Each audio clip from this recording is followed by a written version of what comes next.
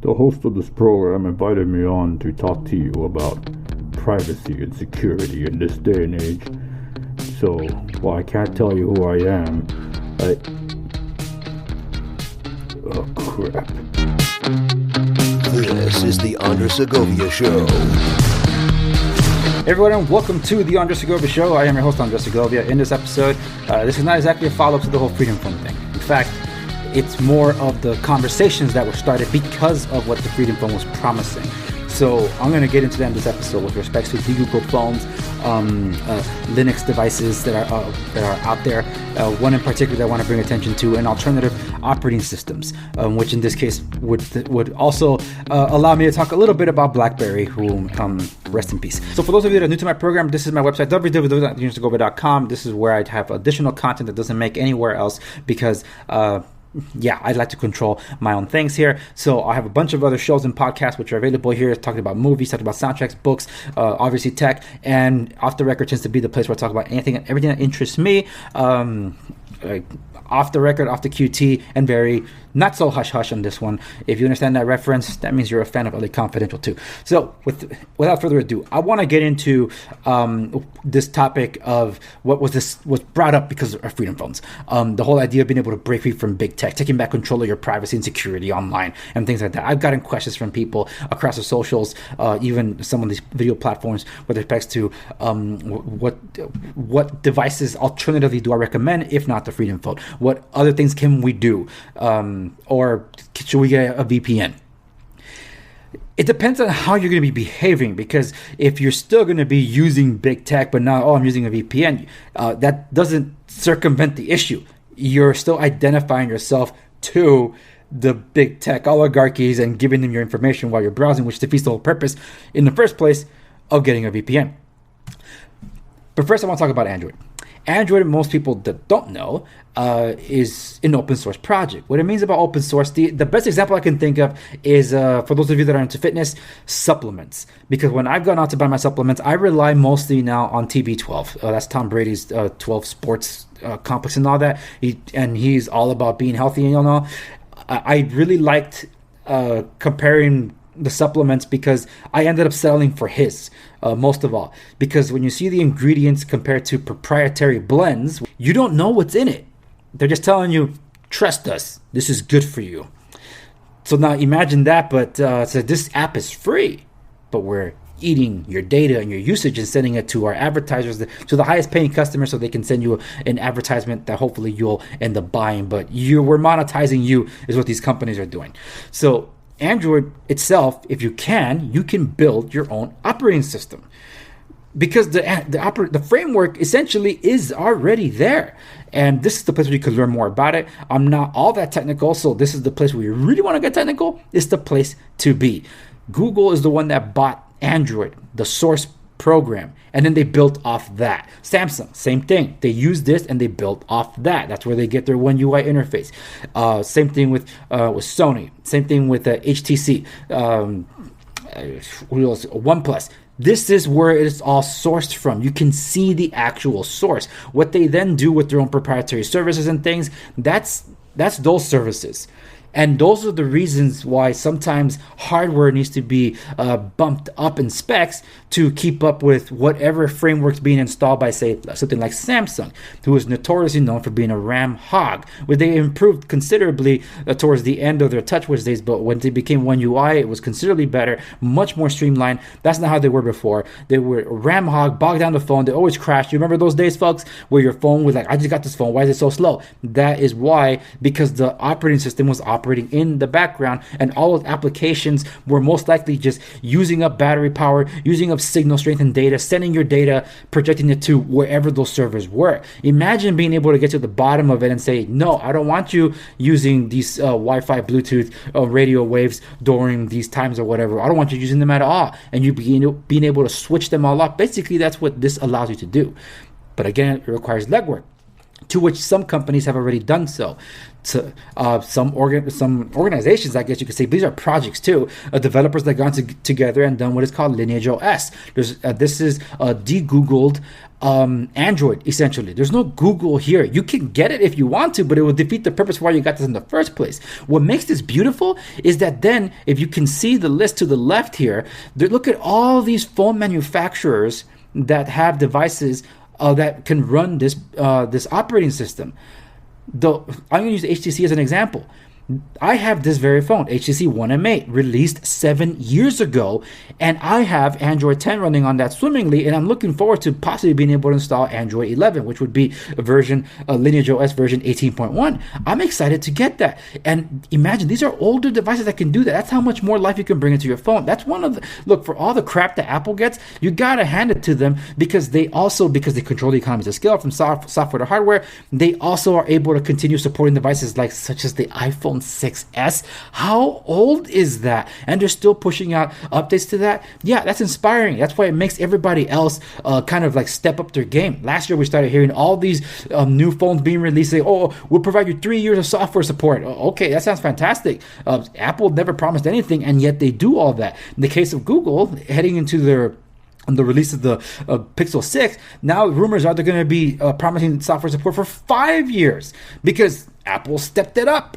Oh my goodness, I gotta do this too. So if they can't make money off the hardware, they're trying to make money off the software, folks. Keep that in mind. But that's a topic for another time. This is what I'm talking about. There's other projects like this too, like Calyx. Is it Calyx OS? With respects to this, most people thought that this was the one that the Freedom Phone was running, and I didn't bring this up because first off, I didn't hear about it. Secondly, it's not even none of these are that phone. So Freedom Phone is not a Pixel, and it's not a Xiaomi Mi A2. So if it's not any of these, it cannot be running on a Freedom Phone. That's my argument for that. I'll weigh more on that when I do my tech talk and discuss Freedom Phone directly. Another device that's another program that's out there, the Googled Android version, is called Graphene OS. This one's mostly tailored to also Pixel devices. Google Pixel is the spiritual successor of the Google Nexus lineup. Also Google Play phones that were made for technically developers and fans that were able to tinker with things, that really enjoy doing those things. If you can do it, and so I have. But you can also get third-party tech guys to do it for you. Then they charge a fee. You buy the phone, send it to them, pay the fee. They'll Google it for you and install operating system on top of it. Or there's some places that already sell the Google Android devices. If you do some legwork, you can find them, such as Rob Braxman or Freedom Phones. Not Freedom Phone.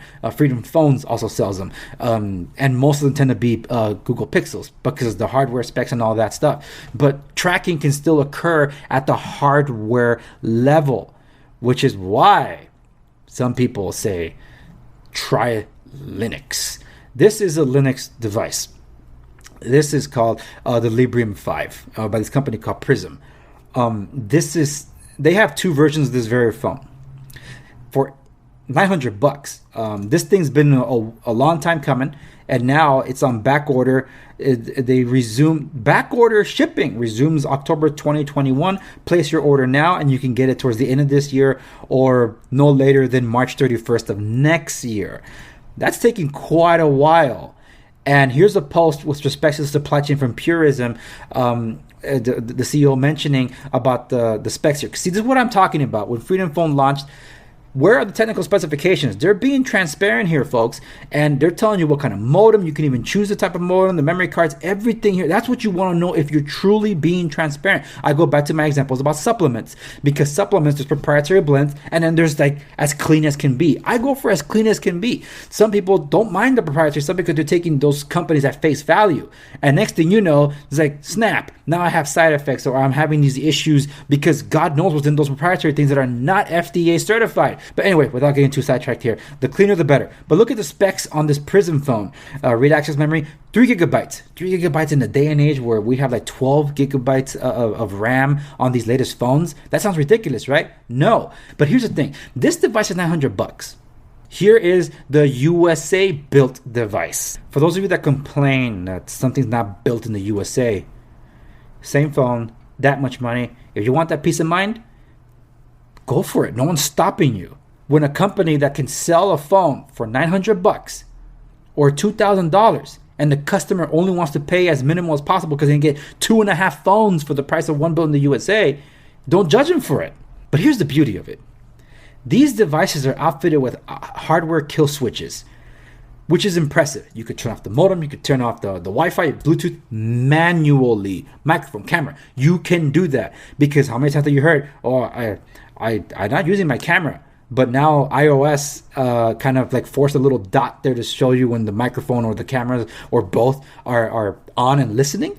These are hot mics. They're always on. If I do the OKG right now, I'm going to have something talk back to me. It's like, what am I responding to? So these things are always on, but how do we know they're on? How do we know they're actually listening? Oh, they're actually just keeping an ear out for keywords. Yeah, but they have to be on the whole time. What are they recording? What are they storing? This takes the guesswork out of it by switching it off and killing it all together, which is why it's pretty cool. Now, hardware is just one thing. But what about existing hardware? Again, I go back to the Google Android operating systems like this, but there's also other things you can do with a device that you can flash a custom ROM to. Ubuntu Touch is another one. I don't know much about this one, but you can see the supported devices here for Ubuntu Touch. 63 devices that they support. Mostly mid-tier and older devices, not really some of the new ones, which is kind of a bummer, considering how devices that do not have voice over LTE are not being active or supported anymore on the carriers. So you're going to be hard pressed to find carriers unless like the prepaid mobile stuff that you'll be able to get these devices to work on. So just FYI, unless you have an active SIM card, keep it. Try to keep it as long as you can.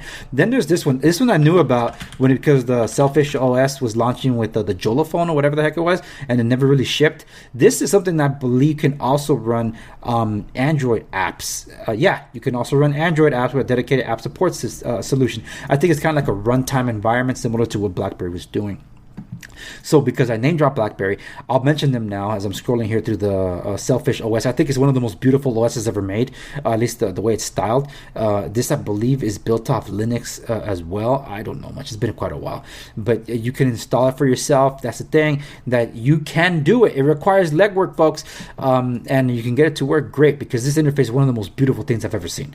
Hands down. And I love that it's different. So I'm hoping to get a device that can properly run this because I don't have one right now, and I do want to experience it. With respects to BlackBerry is probably my favorite de-Googled Android device.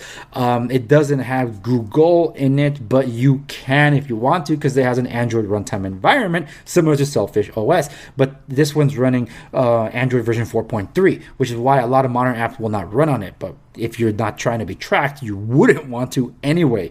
With respects to this, though, now that BlackBerry 10 is basically dead, what you can do with it is you can still install Android apps, particularly F-Droid. This is F-Droid, open source store for open source apps. Just like I said, the Android source code itself is open source. This is an open source app store, which is why I had questions about the so-called Patriot App Store. Like, what the flip is this? Who's handling it? Is it open source? Is developers sending things there? Or are these being collected kind of like a third-party pirate app store? So this is an actual distributor, a catalog of free and open source software for Android. Anybody can install this thing. And yes, you can get this on BlackBerry 10 OS. Now, this one in the middle here is an Android version, the only Android BlackBerry that was ever built, the Priv. I've had videos about this. And I'm not going to dive into the whole BlackBerry 10 and Android and all that runtime. If anything, I'll probably leave links in the video description down below. For those of you watching, you can see those. My number one hits 250,000 a piece almost, with respect to how you can get Android to run properly, or app stores to run properly on your BlackBerry 10 device, because as soon as the services from BlackBerry 10 turn off, that's going to be the only way you can still get mileage out of it. And they don't run that efficiently, unfortunately. They take forever to load, especially if you have the security settings to check the APK before you can get to the installation window. It's a chore, folks. It's a chore. But you can manage all that. There is another way. You can still give that to your BlackBerry and also still be as secure as possible, considerably speaking. But depending on the app you install, that app itself could be leaking off your data no matter what. Since I mentioned how expensive this, let's get to the Librem phone. Librem 5 is for the US build. Because, hey, look, I think that's pretty cool. To be able to have the option to get this is awesome. Okay? It's there. There's another one called Pine Phone. I don't know much about them, so I can't speak to them. But this is what I want to get at. $900 for mostly overseas sourced parts. $2,000 for the USA built. You know what's taking so long? With the next generation Android BlackBerry devices that are supposedly going to be licensed to this onward mobility. This is going to make a 5G flagship worldwide smartphone. How much do you think that phone is going to cost? They say they want to build it here in the USA. If you thought $700 was too expensive for a BlackBerry, how much more do you think this new one's going to cost? Are you going to pay for that too? So that's where I'll leave it, folks. This is stuff that's available. It exists. And I really, really love what BlackBerry 10 was. It's just unfortunately not able to do so much more. Just, man, what a bummer. Just looking at this is like looking at memories of, fond memories of a long time, past time. But yeah. Thank you so much for listening to this episode of the Andre Segovia Show. Remember to like, share, and subscribe to stay in the know. If you want a question featured on the program, or you never know, it could be an episode all on its own, you can message me at any of the social media links available at my website, www.theandresegovia.com. Also available there are all the directories where you can find my show. Remember to also follow me on YouTube and Instagram, where other exclusive content resides. Thank you so much for listening to this episode of the program. I'll see you on the next one.